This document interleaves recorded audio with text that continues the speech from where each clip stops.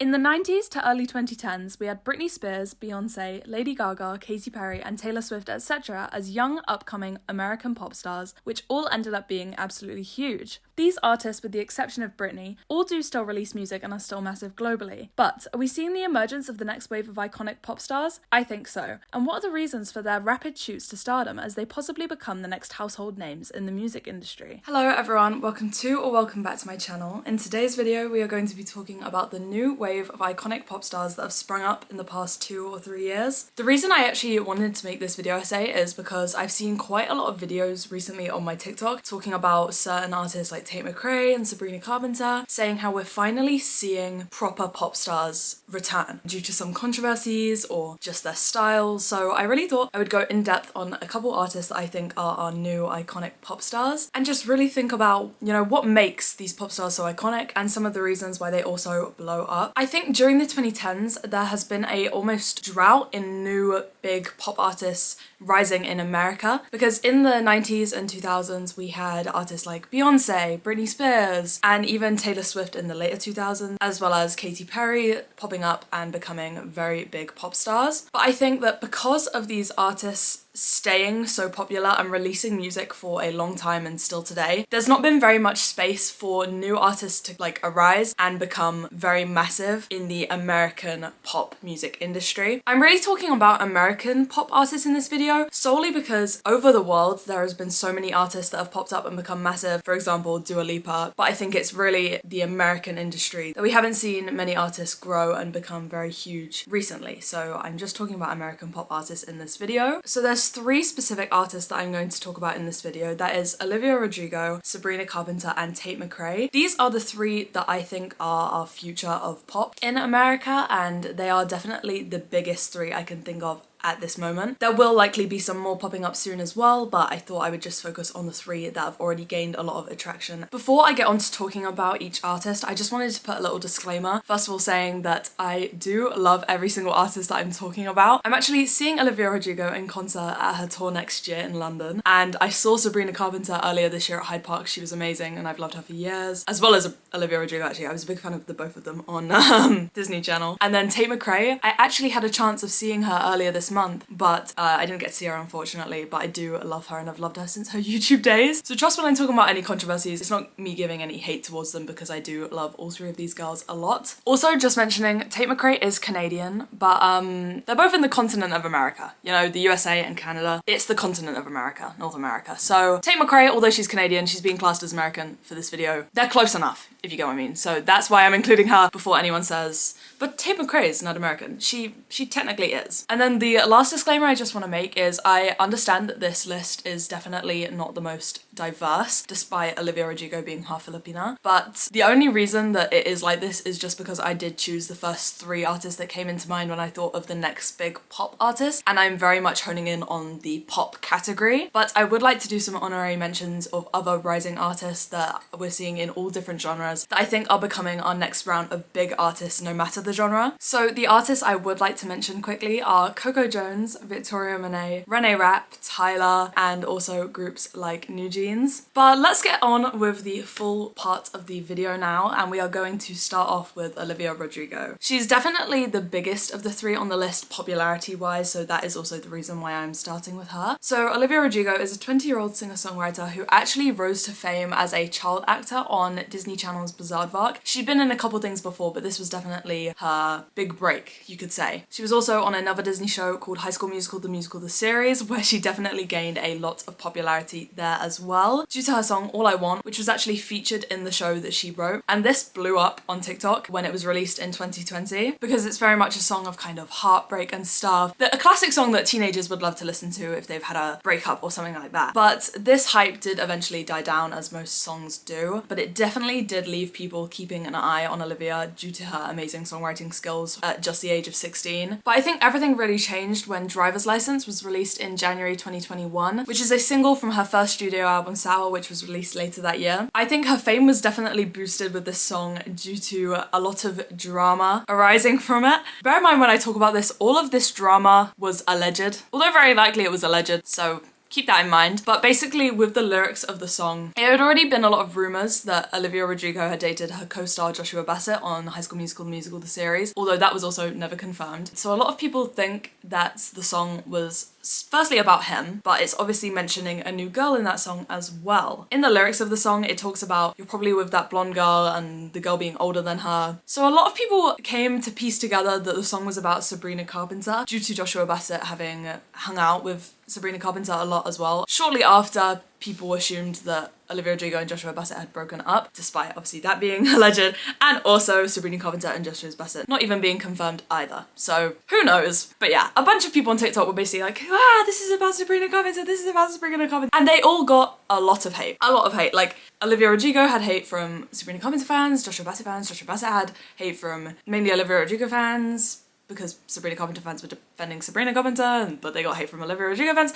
A lot of hate, basically. I would definitely say Sabrina Carpenter faced the most of this hate, but we'll move on to her later, so I won't get too much into that. But basically, because of all this drama, Olivia Rodrigo's fame skyrocketed. I think this is where you could really say, you know, any press is good press, because it definitely was, you know?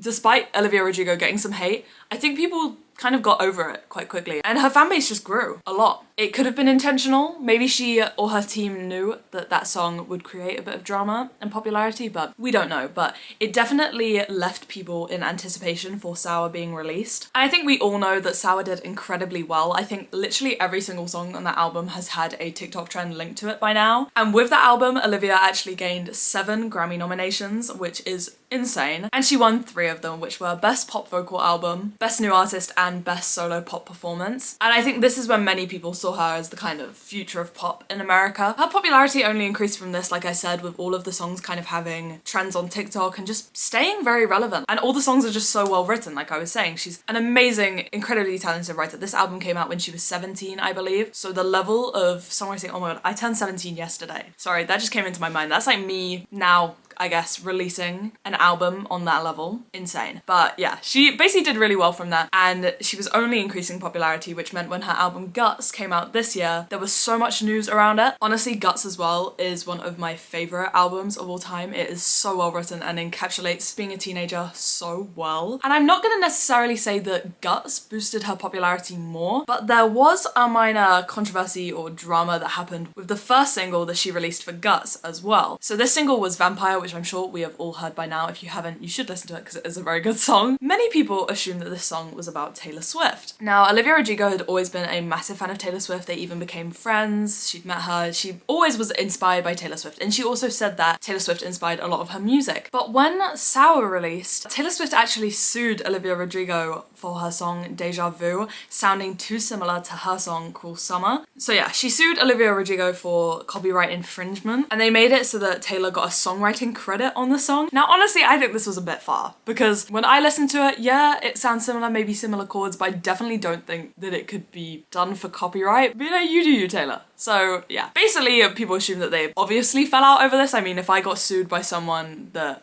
I loved dearly, I would probably be a bit angry as well, especially since it was kind of a reach, but I'm not gonna go into that. But yeah, with the lyrics of Vampire, you know, it was stuff like, but girls your age know better, I've made some real big mistakes, but you made the worst one look fine. Sorry, I'm starting to sing it, but those lyrics, you know, I've made some real big mistakes, but you made the worst ones look fine, and but girls your age know better. Obviously you're like, well, it's obviously about someone older than her that's a woman. So people just assumed it was about Taylor Swift. Like I said, assumed, not confirmed. But you know, this definitely gained a lot of controversy. She got a lot of hate from Taylor Swift fans, I must say, which I guess you could say boosted some popularity. She got a lot of her fans obviously defending. I guess that could also be included in the any press is good press. She got a lot of hate from Taylor Swift fans, but she's kind of doing what she wants, and she kind of ate, so she's doing fine. We could just say that. But I think this really does show that, you know, especially with the driver's license one, any drama can really boost popularity despite being taken negatively initially, if you get what I mean. To finish off talking about Olivia, she has gained 6 Grammy nominations with Guts as well. I'm very, very proud of her. Obviously, the Grammys have not taken place yet, so we'll see how she does. She also did the main song for the soundtrack of The Hunger Games, The Ballad of Songbirds and Snakes. Can't Catch Me Now is such an incredible song. It's perfect for the film and the book, honestly. But I think her getting that gig as well really shows that she is currently the biggest female pop star of Gen Z, and we're just going to continue to see her grow. I am so excited to see what's going to come next from her, and yeah, that's all I have to say for her. So let's move on to Sabrina Carpenter. So Sabrina Carpenter is a 24-year-old actress and singer. When doing my research, it was a bit hard to tell, but I think she started her career with Disney on Sophia the First, before then booking the role of Maya on Girl Meets World, which I used to love as a kid. And when she booked this role, she actually signed a 5-album contract with Disney, which is very big. I think there are some other Disney stars which have signed very similar contracts like this, like Demi Lovato maybe, but 5 albums is a lot, especially with Disney, so she kind of had to keep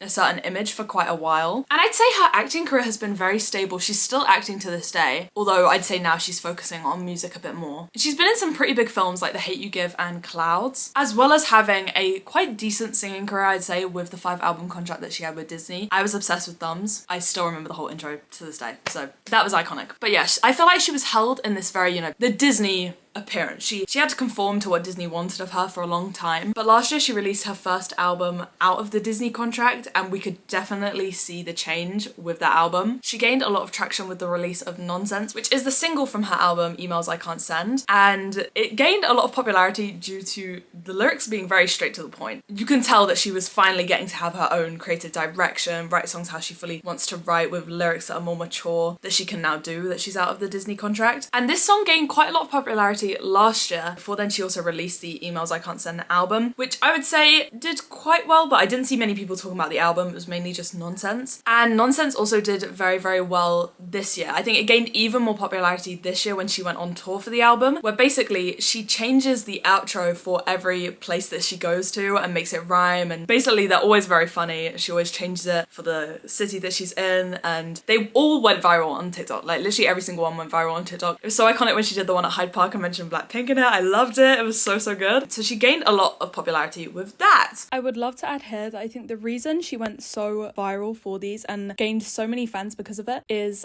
due to her remaining so consistent with doing it, as well as it just being funny and exciting for the fans, as she changed it every time, had something brand new for every single city, which left people in anticipation every evening to either hear the one at their concert or see it on TikTok. And I think this is honestly just such a great marketing point for her, because it's something that people are always going to expect for every show from her. And I think that right now it has really just become her USP. I'm so grateful I got to see her at Hyde Park. She was truly amazing. There was also a dance trend earlier this year for Nonsense, which, you know a song's made it when there's a dance trend for it on TikTok. So that says a lot. Also last year when Nonsense was quite popular, like I'd say it was very popular, but I don't know if that was just like my algorithm feeding me it a lot, but she released a Christmas version of Nonsense, which then you could say the lyrics were even more straight to the point in that one, and that also did very well last year at Christmas, and I've seen more people posting it around Christmas time this year too. So yeah, I think Nonsense definitely put her on the map for a lot of people, but the rest of her album didn't get much attention. But I would say the rest of the album finally got some attention when Sabrina Carpenter joined Taylor Swift on her Eras tour as an opening act for the South American leg of the tour. And now one of my favourite songs on her album is Feather, and when I saw that live, wow, it was incredible. But for the Eras tour, she added a new choreography to Feather. Slam the door. Ignore. Say no. And let's just say it went viral again. I mean, it being at Taylor Swift's concert I think definitely helped that, but the cute outfits that she always wears very doll-like outfits with, like very high boots, as well as the little dance that they've created for it, skyrocketed her popularity. Like, she's become massive just because of that little dance with Feather going viral on TikTok. But here comes some controversy. Because of how well Feather did this year, she decided to release a music video for it on Halloween. Now, I enjoyed the music video, thought it was very fun, but she received a lot of backlash from the Catholic community because there are a couple scenes where she's dancing in a Catholic church. Now, this was actually allowed by the priest, but since the music video came out, the priest has gotten fired, actually. So, yeah. I think it's because she's dancing in the Catholic church. I mean, I can't really speak on the topic as I'm not Catholic, so it didn't offend me personally, but I did see some TikToks saying, if this was a different place of worship, it probably would have gotten even more backlash, but, I'm not really one to, talk about that as I'm not personally that religious myself. But yeah, so it got a lot of backlash from Catholics, and this definitely also got a lot of people talking about her more, people going, well, was she right to do this? Or some people going, look, she's just dancing in a church, it's part of the music video, like, just let her be, whatever. But I think the priest getting fired you know, also was like, wow, a priest got fired for this, but he didn't know what she was going to be filming in there. So yeah, if he didn't know, I feel like it was quite a stretch far to fire him, but yeah. I also saw a great post on the Impact Instagram actually that talked about how the Catholic Church is doing a lot more over a pop song and music video than they have done over years of sexual assault allegations. So I found that a very interesting read. I'm not going to go into that because, you know, that's a whole different topic. But yeah, I did find that very interesting considering there's been so much of an uproar. And there's always an uproar, I think, about these type of things rather than much deeper, you know, kind of important issues, which I just find interesting. But yeah, I'll link that post in the description if you want to read that because I did find that a very good, quick read. It's just a post on Instagram, so it doesn't take long to read. I don't think, honestly, this controversy has been detrimental to her career in the slightest because she's still been going viral at the Eras tour. Even after the music video release, you know, people still love her. She also released her Fruitcake Christmas EP this year, which has done very, very well as well. So yeah, I definitely don't think it's really done any harm to her career. I think she's going to continue to grow as she has done this year. And it's like one of the reasons I wanted to make this video is because I'd seen a TikTok, you know, saying, oh, we finally got pop stars having real controversies back, you know, like she's a real pop star because of this happening. Because obviously this type of stuff was more common, I guess you could say, in pop in the 90s, having controversies to do with the people. So yeah, a lot of people are saying that it's reminiscent of that time and that she's definitely becoming one of the next iconic pop stars. And I can certainly see that. I am so ready for her new music to come. I think she's very much kind of found her speciality in the kind of cheeky lyrics like Through Nonsense, because she showed that in her Fruitcake EP, and I just love her style of writing and I can definitely just see her growing more and more over the years, so I'm very excited to see that happen really. Okay, now we're on to our final case study, you could say, for this video, which is Tate McRae. So she is a 20-year-old Canadian singer-songwriter and dancer. And she started off as a YouTuber who posted covers and dance videos before then going on So You Think You Can Dance in 2016, where she actually placed 3rd in the finale, so she did amazing on it. And then I think it was after she went on So You Think You Can Dance where she really started posting like proper vlogs on YouTube, as well as some videos where she would call them I Wrote a Song ... They were part of her kind of Create with Tate series where she would basically write and produce a song in the video, or she would just like sing her own original song in the video. And I actually found her through one of them called Teenage Mind. I used to be obsessed with the song at the age of like, how old was I when that song was like on 10? I don't know. I was around that age and I used to be, yeah, obsessed with it. So she actually had quite a lot of subscribers on YouTube. I'd say she was a fairly popular YouTuber, but she wasn't like famous, if you get what I mean. Her first major hit was released in April 2020 and that was called You Broke Me First. I'm sure we all know it. It went massively viral on TikTok and all over social media, and it now has accumulated over 1 billion streams on Spotify, so safe to say it is a massive song. I would say, however, despite this song being so massive, she didn't really gain a fan base from it. And I'd say this probably because it was one of those songs where it went so viral that, you know, people didn't really care about the person behind it almost. Like, people didn't really know and they didn't really need to know. They just enjoyed the song being viral on TikTok and stuff like that. So I think there was a lot of people that knew the song due to its virality but just didn't know the artist behind it. So she continued releasing music, but due to this kind of small fan base in, you know, 2021, 2022, didn't really do that well. They still did well, but, you know, not like chart topping or anything like that. However, this year in 2023, I definitely think we saw her kind of rebrand, especially when she released her single Greedy in September. This song immediately gained popularity on TikTok, and it was a song where she really showcased her love for both dancing and singing, as she showcased a full choreography for the song, as well as having this more mature vibe to her music in terms of the lyrics and the styling. And Greedy now has over 500 million streams, so yeah, it's safe to say it's done very, very well. And it actually came out the other day that Greedy was the only song on the like top 100 songs or something that wasn't a Christmas song in December. So she's doing insanely well with that song. I think the thing that a lot of people loved is just seeing an artist doing a full choreography for their song, because in the American pop industry, that hasn't really been very common since like the 90s, where you had people like Britney Spears doing a choreography with their song, you know? It's been popular in countries like Korea with K-pop and having full choreographies for the songs, but in America we definitely have not seen that for a while. She also released another single called Exes for her album in November, and this has now got over 80 million streams, I think, and this has also done very, very well for the same reasons as Greedy. I think after Greedy, and especially Exes, this is when I started to see a lot of comparisons on TikTok between Tate McRae and Britney Spears, with many people calling her the next Britney due to her dance and unique vocal tone.